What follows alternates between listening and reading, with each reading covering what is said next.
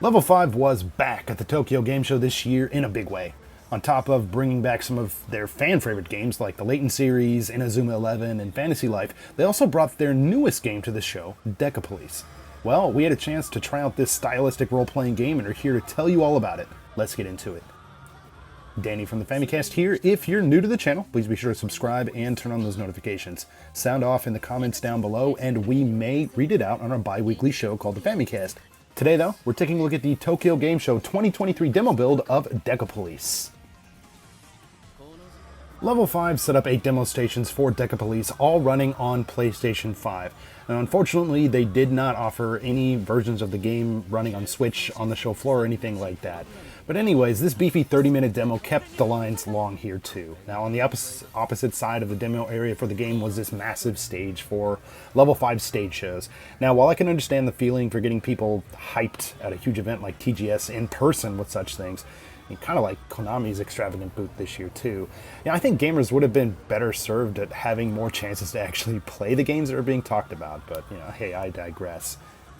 Now, in case you missed out on what this game is, or forgot, or whatever, Decapolice is set in the world of Decasim, which is, according to Level 5, a virtual world created from a perfect copy of reality. More than just simulation, it is a complete copy of a real city, a forbidden place where memories of every past crime lie dormant. Clues found in Decasim can help unravel the riddles of the real world.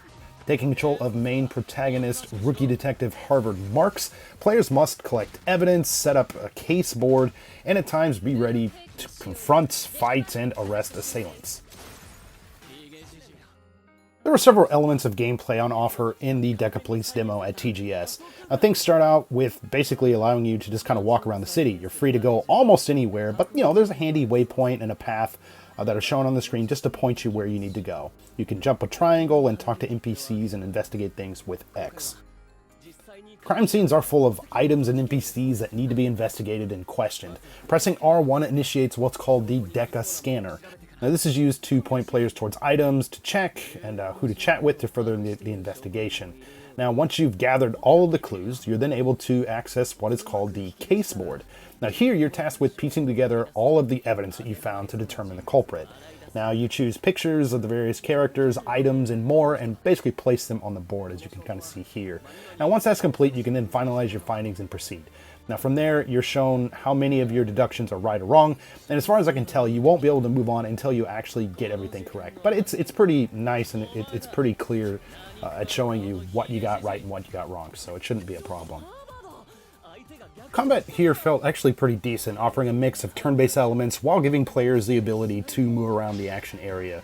Your character has a number of different skills at their disposal that can be cycled through with a combination of R1 and joystick, basically going through menus and stuff. It was responsive and, pretty fun.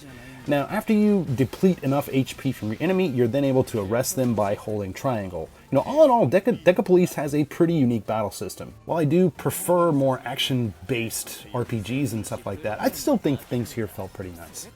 Now, it's always a little bit difficult to get a grip on stories and RPGs when playing bite-sized chunks at events like, Tokyo Game Show or whatever, but things came across about as well as they could with Decapolice.